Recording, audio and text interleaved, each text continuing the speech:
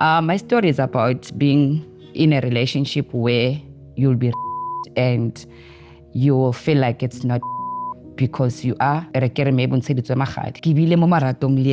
of peer pressure, because of friends are saying so interest or now I was always having feelings for women.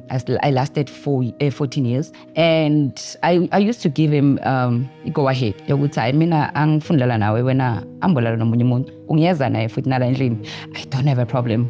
That's how I didn't want to be intimate. The first time he me was when I came back and fela ka utlwa ka dimpa baba ntshelile mos ukuthi ngizoshayisa late utshola ne-manager yakho what. And then anlahlela mo di-stepsing. We were living in a double-story house. Anlahlela mo di-stepsing, and then he finger me. After finger me, he was like, umetsi luba metsi, and then he penetrated. Ha pampile kontle otla konna, and otla konna forcefully. And then I reported case ko saying they laughed at me. This is your husband you're talking about. You are not.